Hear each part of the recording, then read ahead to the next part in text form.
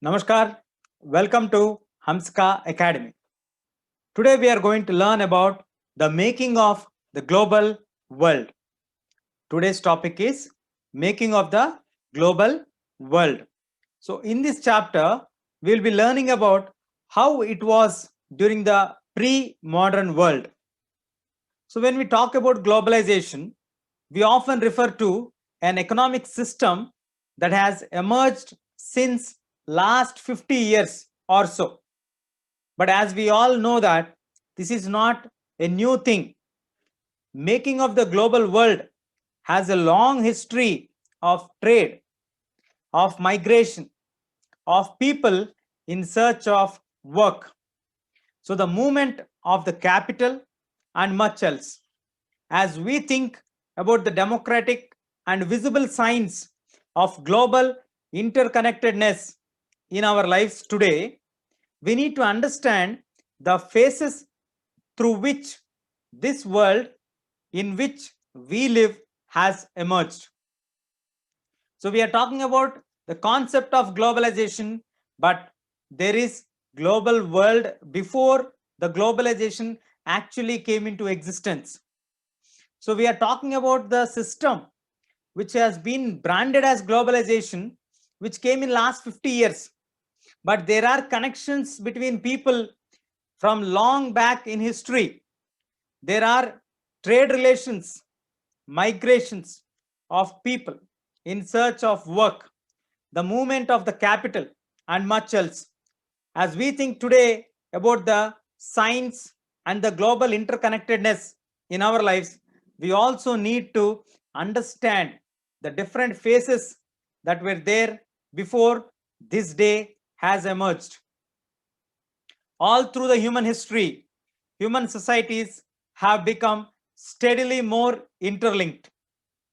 From ancient times, the travelers, traders, priests, and pilgrims traveled vast distances for knowledge, to gain the knowledge, to look at the opportunities, spiritual fulfillment, or to escape persecution. So it was from the ancient period, the human societies were steadily interlinked, interconnected. We have read in the history books, the travelers have visited India, Megasthenes, like these people have visited India and wrote about India. So we studied about the travelers, we studied about the traders who traded with India, priests who traveled, pilgrimages or the pilgrims who traveled for vast distances in search of knowledge, the new understanding, the opportunities, and the spiritual fulfillment to escape persecution in some rare cases. When they carried, what did they actually carry? Some people came for search of knowledge, some people came for opportunities, some came for their spiritual fulfillment. India is a land of diversity. In India, we have many Vedas and Puranas. Many religious monks stay in India. But at the same time, some people came to India to escape some kind of punishments in their own countries. They carried goods, money, values, skills, ideas, inventions, and even germs and diseases. Yes, I am not joking. They even carried germs and diseases while they came to our country. So, what are the goods that they have carried? They carried money, they carried skills, they are well versed in certain knowledge, certain aspects, and they came to India in search of that. When they came here, they came with lot of values. There are situations also when they came here, they came and spread the diseases. Yes, it is not a joke. They came here and they spread the diseases as well. So they came in such a way. So apart from this, what all we have, you can see here, they also carried diseases as early as 3000 BCE, means 3000 before Christ era. An active coastal trade was linked the Indus Valley civilization with the present day Western Asia. There were coastal trade links way back in 3000 BC. For more than a millennia, cowries or the Hindi kaudi, seashells used as a form of currency. From Maldives, they found their way to China and East Africa. So like this, there were distances traveled. There were connections between the people. There were links established. So they used to carry goods, money, value, skills, ideas, inventions, and even germs and diseases in some cases. A long distance spread of a disease carrying germs may be traced as far back as 7th century. There were instances when the diseases are being carried. Spreading of a particular disease to a very long distance has been done in history. There are evidences in the 7th century. By 13th century, it had become an unmistakable link. By which century?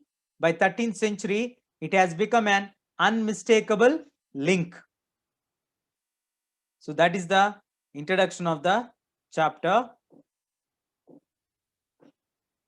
So in this chapter, we are going to look at how did the modern world emerge? What are the concepts that we are going to learn in this chapter? You can see here.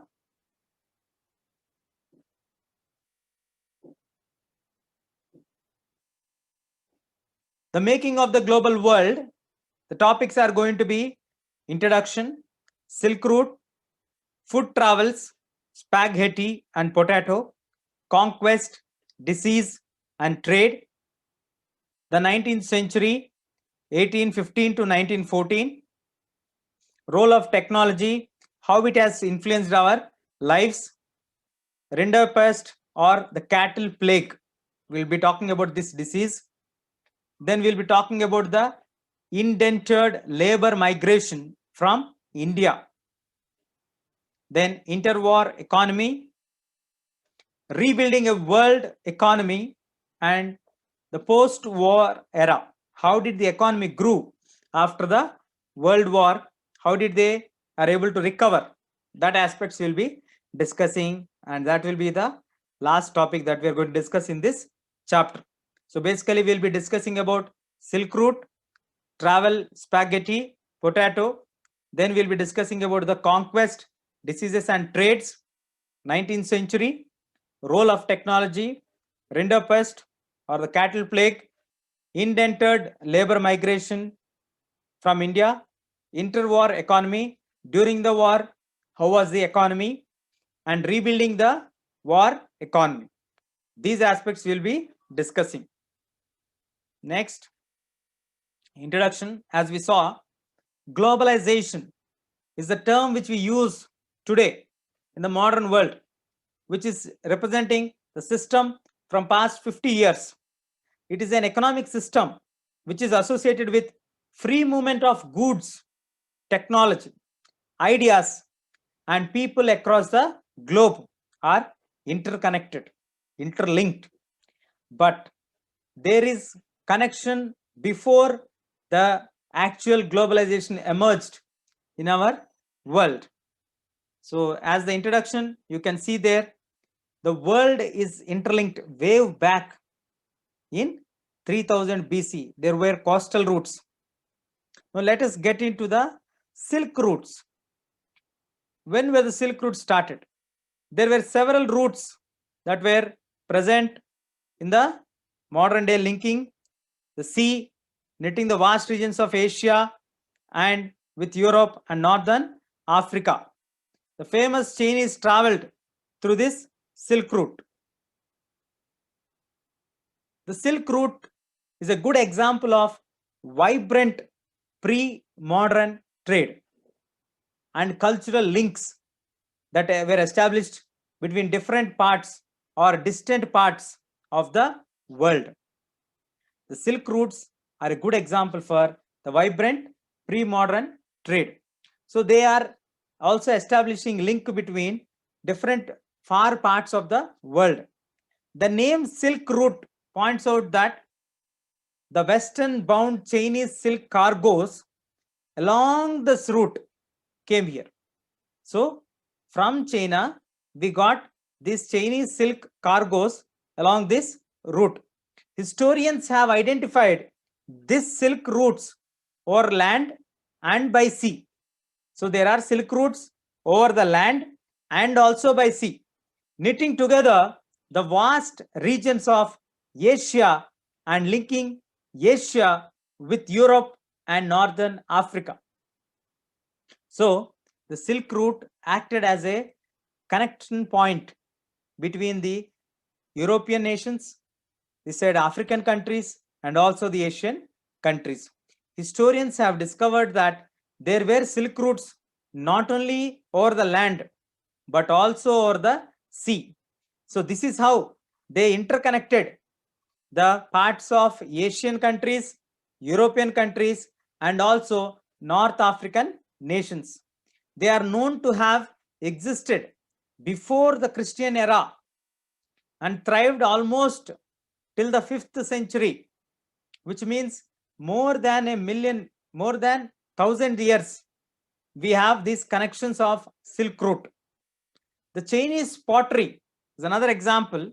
The Chinese pottery also traveled the same route as did the textiles and spices from India and Southeast Asia.